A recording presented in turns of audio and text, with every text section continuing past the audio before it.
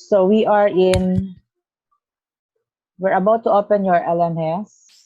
Can you now view it, class? Yes po. Okay. Yes, ma'am. Okay, thank you. So as I've said, you should be reading at least lesson 9, okay? Because we are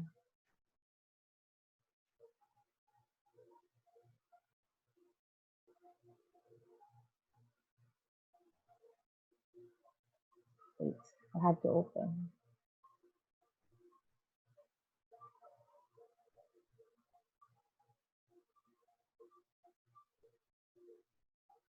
Okay, so lesson 9 basically is all about who were able to open lesson 9, by the way? Were you able to read it, the lesson 9 already? So basically, lesson 9 is about what? Marvin, if you are now in lesson 12, so what basically is lesson 9? So we are on module 9, week 9, and lesson 9. Okay, Lorena, were you able to view or read about lesson 9 already? About Cavite Mutiny, ma'am. Okay, yeah, that's right. It is all about the Cavite Mutiny. And as per the module, you are expected to recognize historical events using the primary resources, the Cavite Mutiny, interpret and analyze the following primary resources of the Cavite Mutiny, and you should be able to discuss the significance of the events. So as per my initial reading, Cavite Mutiny has two phases. Tama ba?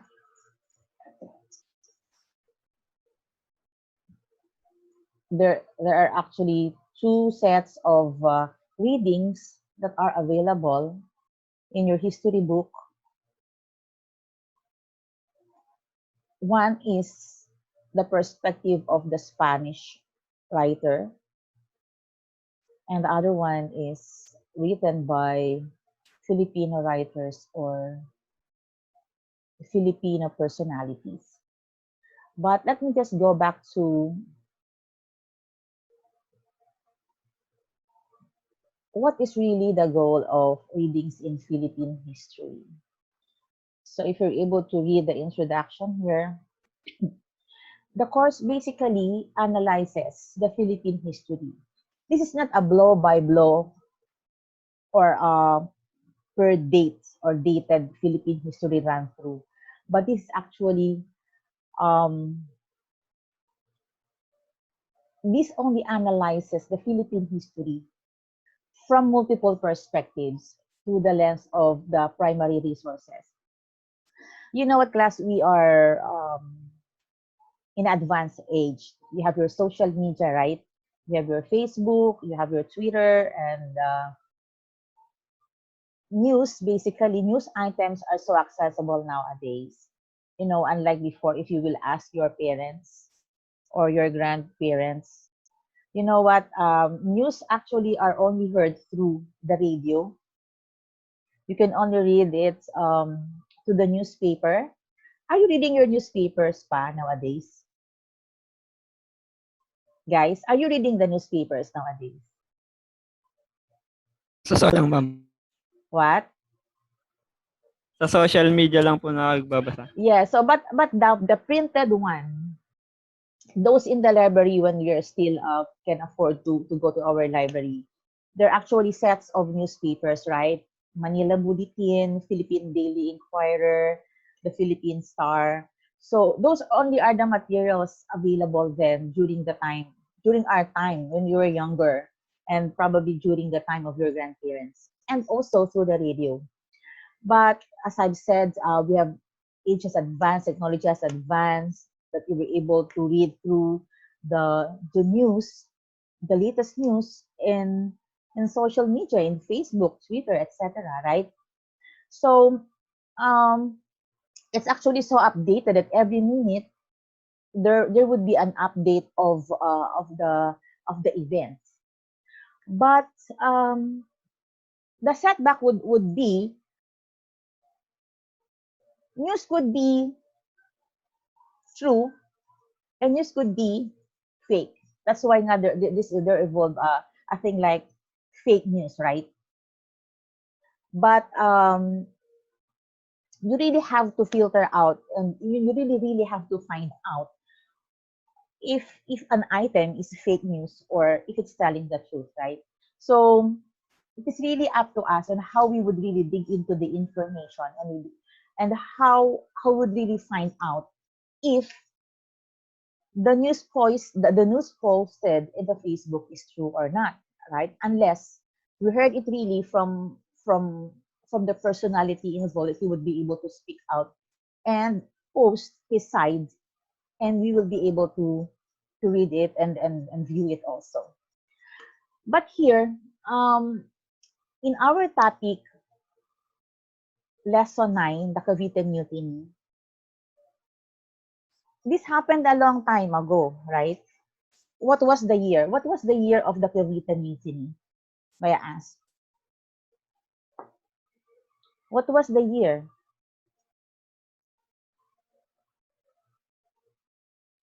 Can somebody tell me when did the Cavite Mutiny happen? Happen?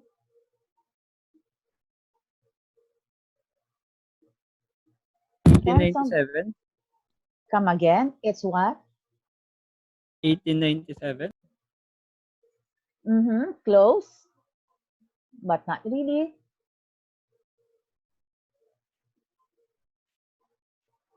Any wild guess?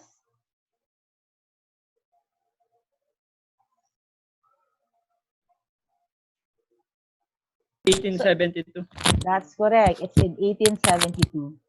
So you know what, class? When we are reading history and we are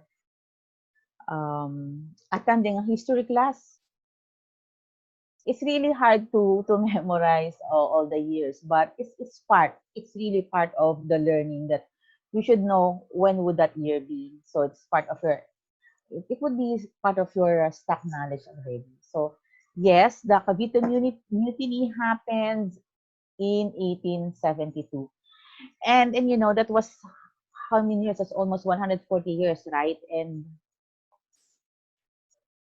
And what we could only read was where would be available in the books and in the library, and if you seek through the Google, and then that would be only the items that we will be referring to. But the dilemma is that there are two phases of the 1872 Cavite Mutiny. Those on the account of the Spaniards and those on the account of the Filipinos. So let's see, and let's find out and analyze what really happened. And after we were able to read and find out what really happened, then at the end, then I hope we would be able to find out what highlighted it and what is the, hopefully we would arrive at what is the truth, what was the truth behind the Cavite Mutiny. As I've said, there are two accounts, Spaniard accounts or the Spanish accounts and the Filipino accounts. So, as we've said, there are two phases of the Cavite Mutiny, and that's what we would like to find out. No? And yesterday was a holiday, right? So, what did we celebrate yesterday? National Heroes Day. Yeah, National Heroes Day. And may I ask, who are the three persons involved in the Cavite Mutiny? The famous Padre Jose Bursa. Burgos. the Gomburza, Padre right? Yes, Samuel. yes, that's right, that's right. So They said that what happened in the Cavite Mutiny was just a uh, prelude to the 1898 Independence Day that we are celebrating every 12th of June. Okay? So they said that it's a very important event for all the Filipinos. Because why? In that particular day, sabi nga nila, the entire Filipino nation as well as Filipino communities all over the world, even if you are in Saudi, even if you're in Qatar, you're in the US, for as long as you are a Filipino, you would like to celebrate the Philippines Independence Day. Okay, guys. And the 1872 Cavite Mutiny,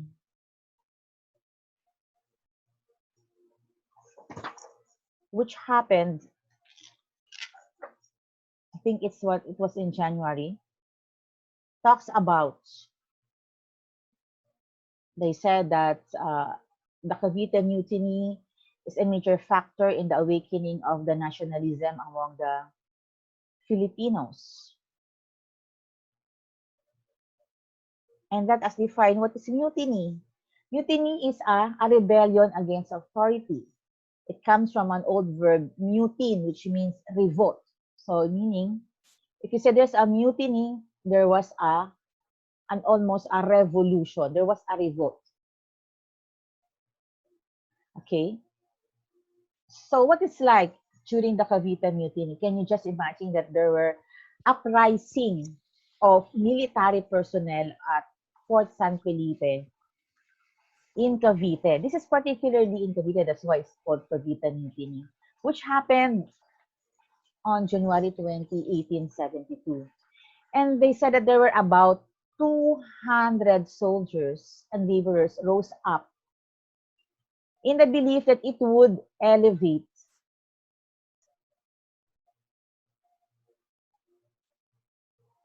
to a national uprising. The mutiny was, however, unsuccessful, and government soldiers executed many of the participants. Number two, aside from the Cavite Mutiny, number two that happened on that day was the martyrdom of the three priests. Yes, you are correct. Those were Mariano Gomez, Jose Burgos, and Jacinto Zamora, where they were called collectively as whom? Gomburza. Gomburza stands for what? Gom, Gomez, Gomez, Burgos, and Burs, and Zamora. Zamora. That's right. Okay, so Gomburza. The collective name of the three martyred priests tagged as the masterminds of the Cavite Mutiny. So they believe there was an account that says that they were the masterminds of the Cavite Mutiny. But let's find out. Let's find out if they were really the masterminds of the Cavite Mutiny. The Gomburza were the prominent Filipino priests charged with treason and sedition. It's only after the uprising happened, okay, the Spanish clergy or the priesthood connected the priests to the mutiny as part of the conspiracy to stifle the movement of the secular priests who desired to have their own parishes instead of being assistants to the regular friars. So they conspired, and parang they said that they are not submitting to the authorities of the Spanish clergy, and they thought that the Gomburza would just like to have their own movement instead of being the assistants of the Spanish friars. That's why they thought that the Gomburza started the Cavite Mutiny because of that motive. Okay, but who is Father Mariano Gomez? He was actually old na pala eh. He's an old man in his mid-70s, baka 75 or 74, a Chinese Filipino born in Cavite. He has the most senior position of the three as Archbishop's Vicar in Cavite. He was known to be nationalistic and accepted the death penalty calmly as though it were his penance for being pro-Filipino.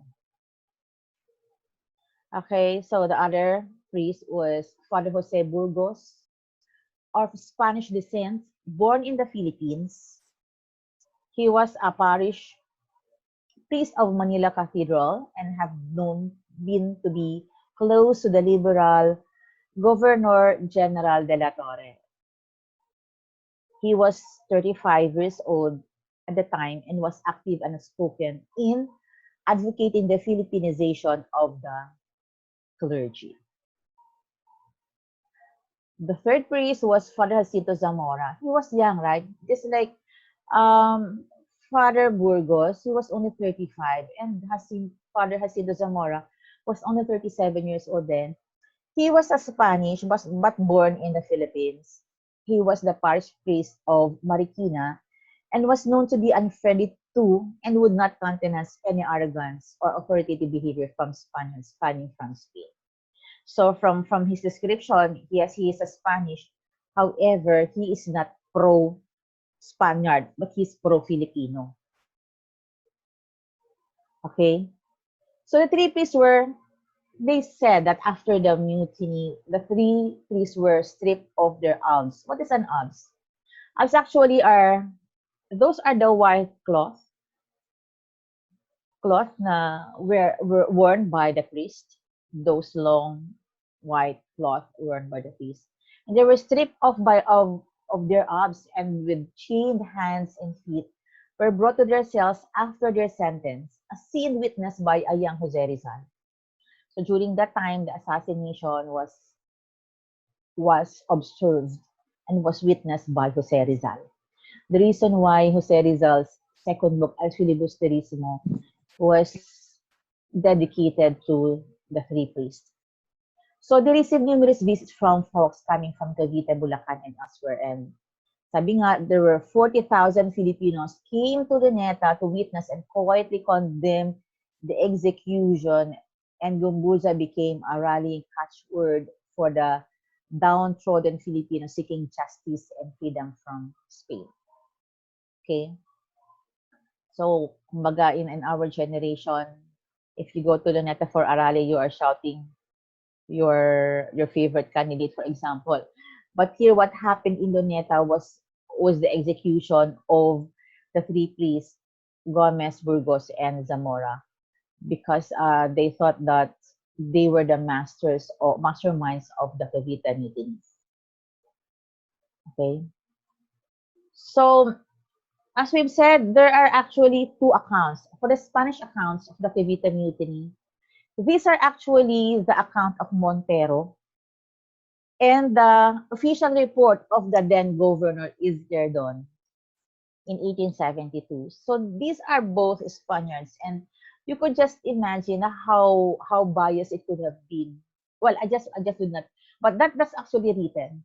How biased it could have been, and how they how they were able to put it in print what happened in the Cavite mutiny as per their account. So as I've said, these Spanish accounts of Montero and Izquierdo has this to say. So this was Jose Montero y Vidal. He was a prolific Spanish historian who documented the event and highlighted that he said that it was an attempt of the Indios to overthrow the Spanish government in the Philippines. Yes, he said really that it is centered on how the event was an attempt in overthrowing the Spanish government in the Philippines. Yes, obviously he was a Spanish, he was a Spaniard, so his account on mutiny was criticized as woefully biased and was only taking the sides of the then government or the then who was in the position. Well, as I've said, the Spanish account was actually done by Montero, and the other one, Montero, who was a prolific historian, and the other one was the then Governor General Rafael Izquierdo.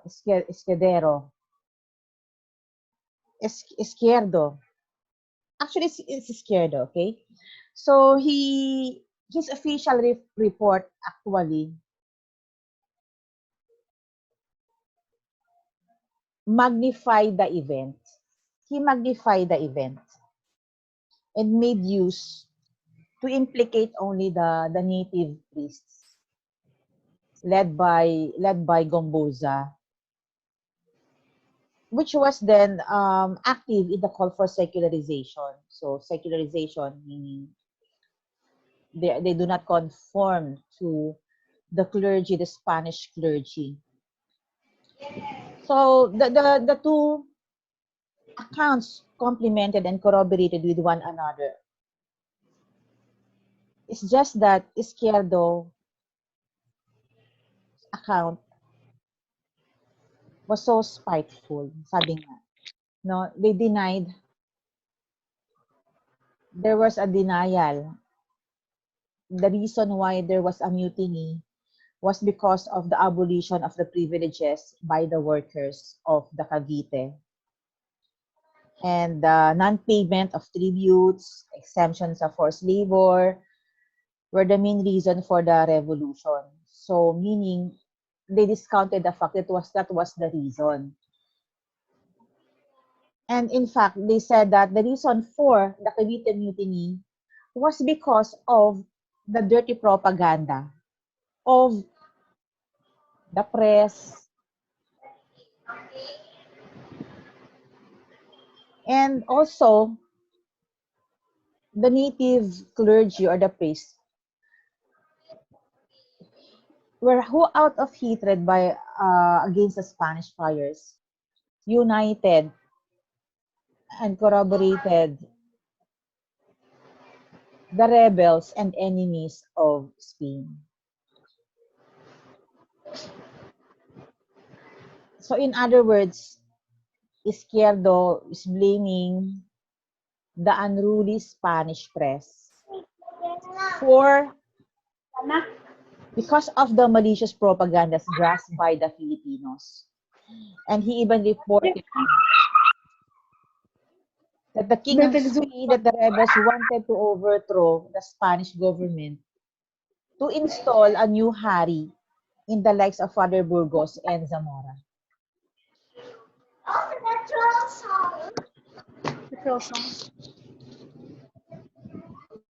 And then he said nga, and then he was quoted, Montero was also quoted that the idea of attaining their independence, it was towards their goal that they started to work with the powerful assistance of a certain section of the native clergy. So if you will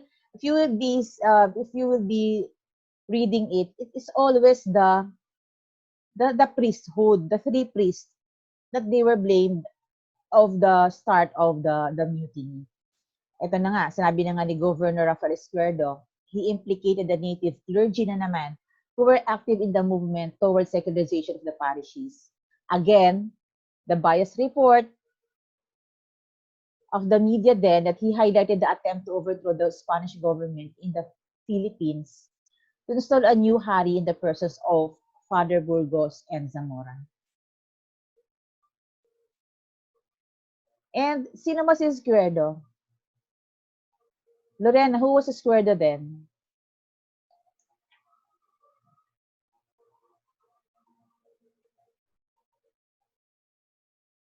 So Izquierdo was the Governor General during the 1872 Cavite Mutiny, which led the execution of 41 of the mutineers, including Gomboza.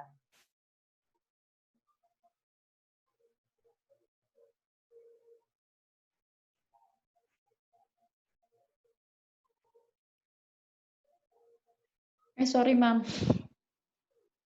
Yes, Lorena. So kumbaga si Izquierdo noon yung gobernador general. 'Di ba? Na pag nababasa niyo yung mga history books, in history books, they were using the gobernador general. So So Izquierdo replaced Governor General Carlos Maria de la Torre some months before in 1871 and immediately rescinded Torres' liberal measures and imposed his Iron Fist rule. So during that time kasi itong si Governor General Carlos Maria de la Torre, meron siyang mga proposal for the reforms noon. Marami siyang mga proposals. Kung mababasa niyo, actually marami siyang mga 7 yata yung mga proposals niya which are pro workers, may mga kumbaga ngayon mga projects na he would like to propose during the time of Carlos Maria de la Torre.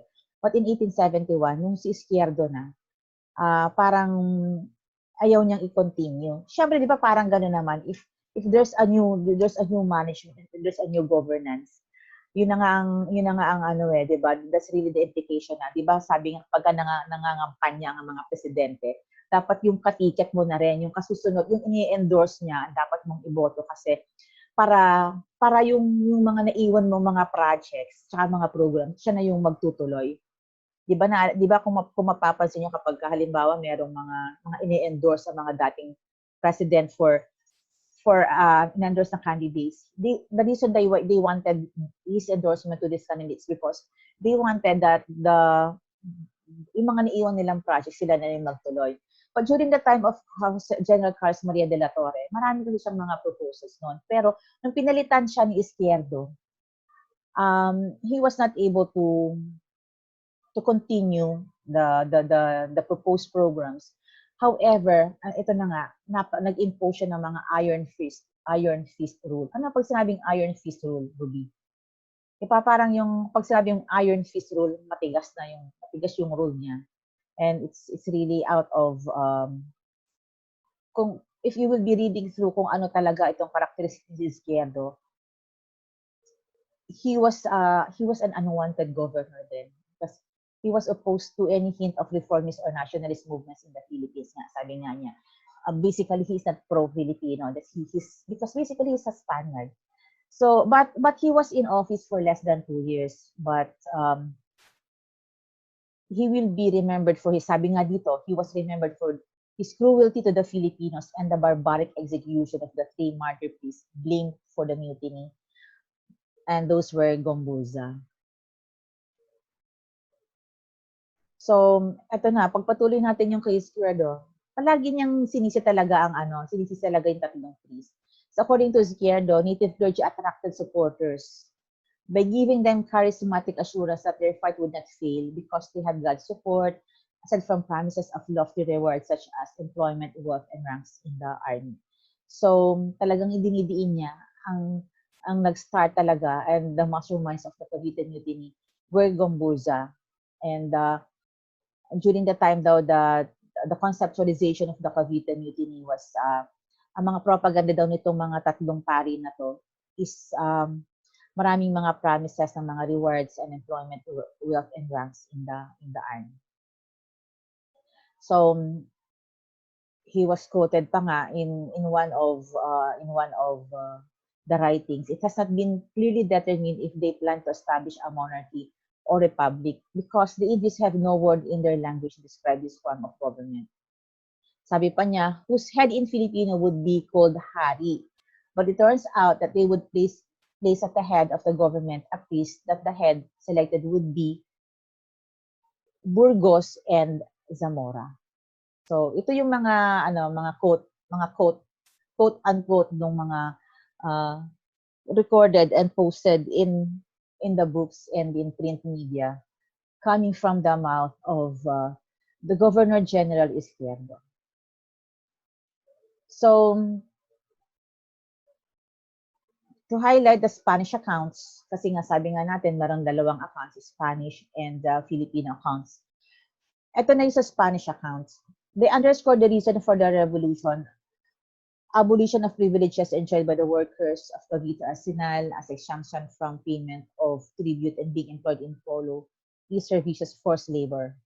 So hindi daw yun ang rason kung bakit nagkaroon ng revolution. Hindi dahil because they were into the abolition of the privileges to the workers. But it is because of the presence of the native priesthood against the Spanish friars who conspired and supported the rebels. Ito yung Spanish account. So, again, sabi nga in 1872, it was premeditated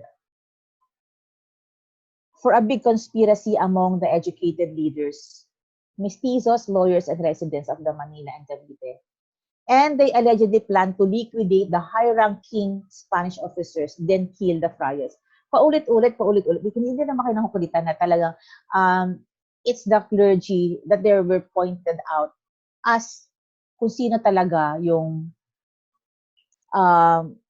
the mastermind of the mutiny.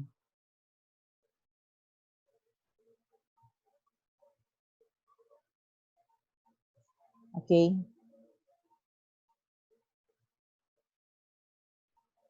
So take note of the date, January 20, 1872. So make sure it's already in your record that the Cavite Mutiny happened on January 20, 1872. So what was really happened? What was really the reason na baka talaga nagkaroon ng start? Ano bang sinabi dito as per your reading? Sabi nga nung the start was actually prompted when they hear the fireworks and they saw the firework display in Manila Bay because during that time there was a celebration happening, and that was the Feast of the Virgin Loreto in district of Sampaloc. No, nagkaroon ng mga fireworks, and they thought that the Caviteños mistook this as a signal to commence with the attack. Nung naririnig nila yon, di ba if there were fireworks, di ba ang ingay-ingay nun, talagang putok na putukan. So the Caviteños thought that was the start nag-start na ang laban. So the reason why umatak ang mga Caviteños. And he mistook this as a signal to commence with the attack na, sabi ng ganun. So the leader then also was Sergeant Lamadrid. Sabi nga 200 men was led by Sergeant Lamadrid, attacked the Spanish officers at sight and seized the arsenal. So si Izquierdo naman, upon learning the attack, syempre nagpadala din siya ng reinforcement of the Spanish forces in Cavite to quell the revolt. So laban na to. So the revolution was easily crushed. When Manileños who were expected to aid the Caviteños did not arrive, di ba the Caviteños thought that the Manileños are coming over to assist them and as their backup. The reason why they started yan because they heard the firecrackers, di ba, in Manila Bay. But it was really, kumbaga, mali yung pagkaintindi nila. But Izquierdo ordered the reinforcement of the Spanish forces. And then, ang mga Caviteño were easily crushed because mas marami syempre ang mga reinforcement ni Izquierdo.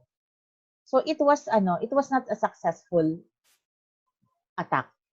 And who was Ferdinand Lamadrid? Ferdinand Lamadrid was a mestizo surgeon who led the mutiny after Spanish authorities subjected his co-soldiers at the engineering and artillery corps to personal taxes from which they had previously been exempted.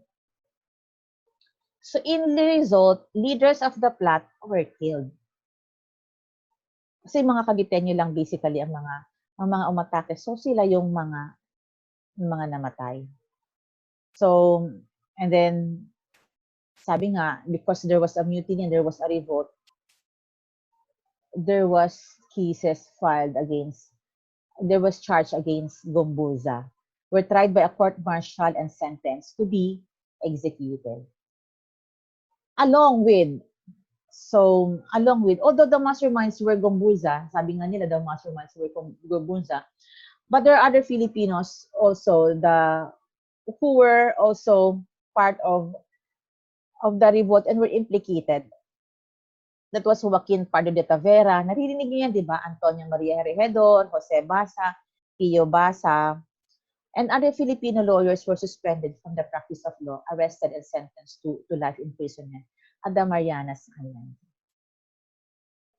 So in February 17, 1872, Gomburza were executed by garrote in public to serve as a threat to Filipinos never to attempt to fight the Spaniards again.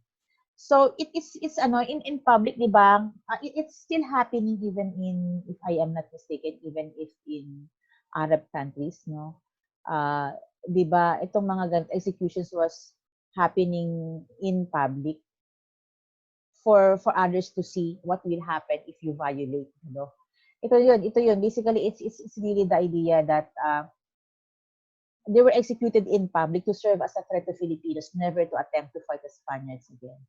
So this is a scene purportedly witnessed by a young Jose Rizal. So as we've said nga, na-witness ito ni Jose Rizal. So hindi pala si Jose Rizal ang unang na-execute sa Luneta, but it was also Gomburza. So the differing accounts of the events of 1872. Yung kanina, Spaniards accounts yon. So kung mapapansin niyo, talagang diniin nila ang Filipino priesthood, Gomburza. Oo. Pero ito naman, these are the Filipino accounts naman. Ito yung kay Pardo de Tavera. But Clausiu, this is a French writer. Nag-agree naman siya, and he had an analysis of Pardo de Tavera's account of the Cavite Mutiny. So, Dr. Trinidad Hermenegildo Pardo de Tavera was a Filipino scholar and a researcher. He wrote a Filipino version of the bloody incident in Cavite.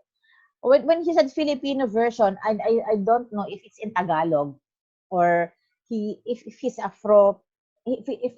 pro-Filipino version. So I was really searching on if it's a Filipino version or Tagalog version. I could not find it yet. But let's just see that ang sinabi ko sa history, there were two accounts, Spanish accounts and Filipino accounts. And I should say that Pardo de Tavera cited the Filipino version, I think, and not in Tagalog version. So sabi nga ni Tavera, the incident was merely a mutiny by Filipino soldiers and the laborers of the Cavite arsenal dahil they are not satisfied arising from the draconian policies of Izquierdo. So because of the abolition of the privileges and provision of funding to the School of Arts and Trades. Kasi during that time, merong school kasi na was about to be inaugurated, the School of Arts and Trades for the Filipinos. And I think it was initiated by De La Torre. But the day before the inauguration, it was Izquierdo who said that it won't push through. So he prohibited the founding of the School of Arts and Trades, and Tavera thought that the mutiny was only against the rule of Izquierdo. It's not really a revolt per se. So the central Spanish government was planning to deprive the friars of all powers of the intervention, matters of civil government, and election management of the educational institution. Kasi during that time, can you just imagine the setup? Izquierdo, who was a Spanish, was the Governor General. But Izquierdo is reporting directly to the Spanish government, right? However, the Spanish government was planning to deprive the friars of all the powers of intervention in the matters of civil government.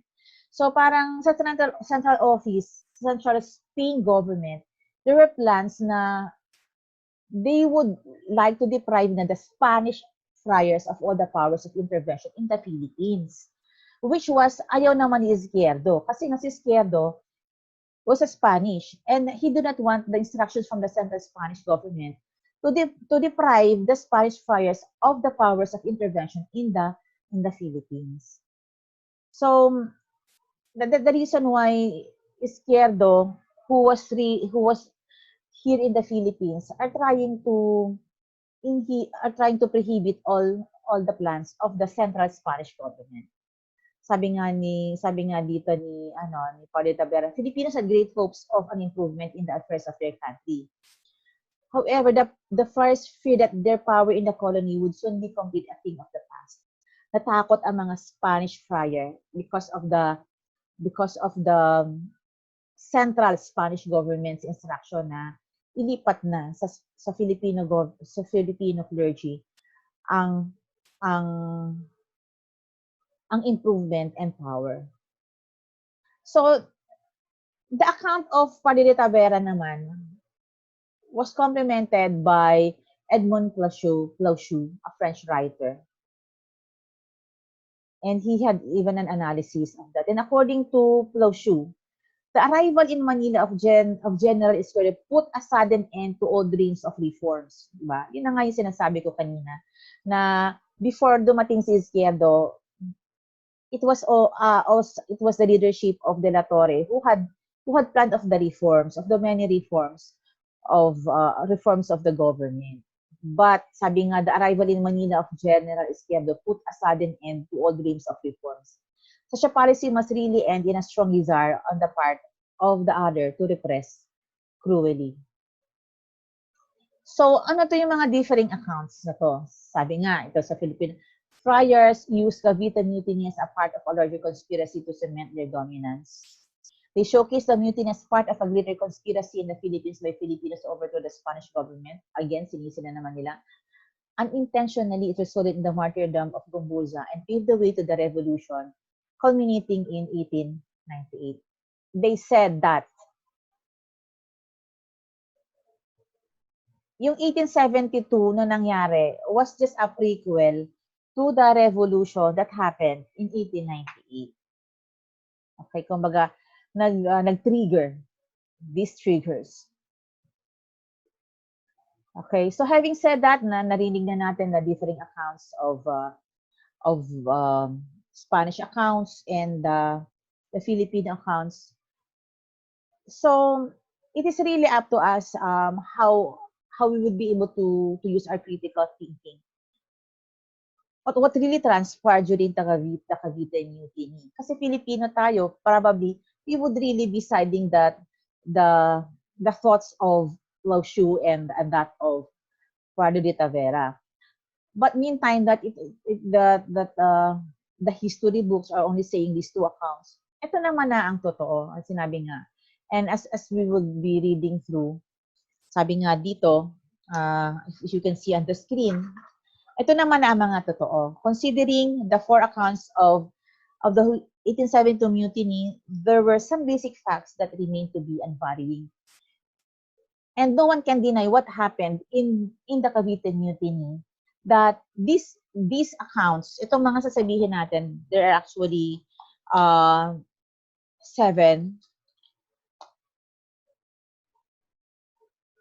What really happened?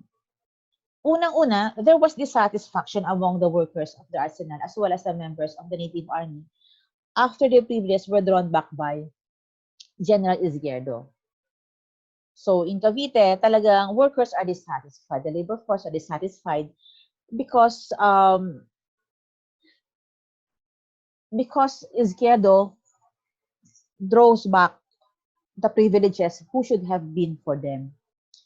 And then General Izquierdo introduced rigid and strict policies that made the Filipinos move and turn away from Spanish government out of disgust. Diba nga, sabi nga, he used the iron fist rule. Kumbaga siguro, in that parang it's a martial law thing, it's a martial law type thing.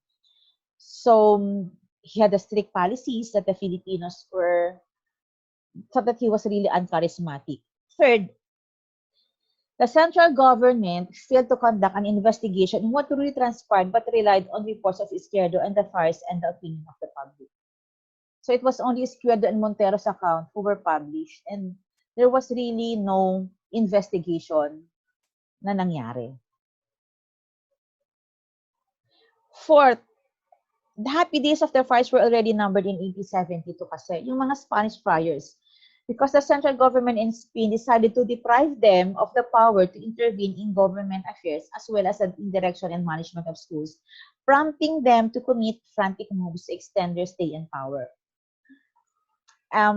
It was actually during that time also, I think that the central Spanish government would like them to be pulled out from the Philippine setup, and that they intervened the government affairs as to the direction of the management. And number 5, the Filipino clergy members or the Filipino priesthood members actively participated in the secularization movement in order to allow Filipino priests to take hold of the parishes in the country, making them prey to the rage of the parish. Syempre, if others are ruling, you are a Filipino and you are in the Philippines, and others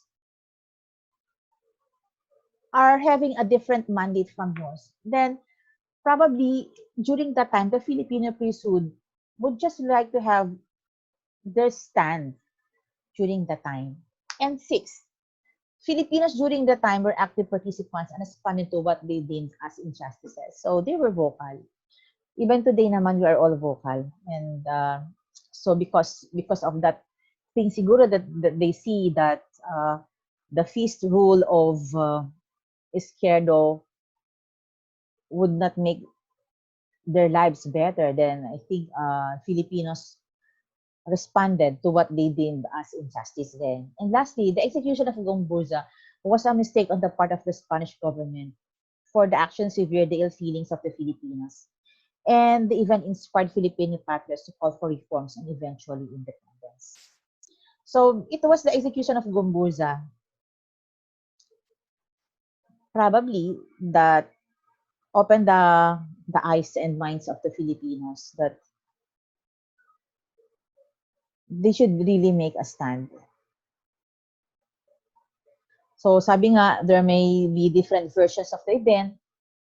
Maraming version.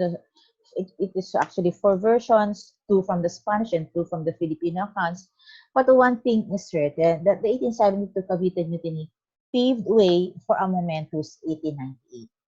And what is that momentous 1898? And that's actually the June 12 Independence Day. Sabi nga dito, in June 12, 1898 may be a glorious event for us. But we should not forget that before we came across to victory, our forefathers suffered enough. As we enjoy our freedom, may we be more historically aware of our past to have a better future ahead of us. And just like what Elias said in Noli Me Tangere, may we not forget those who fell during the night.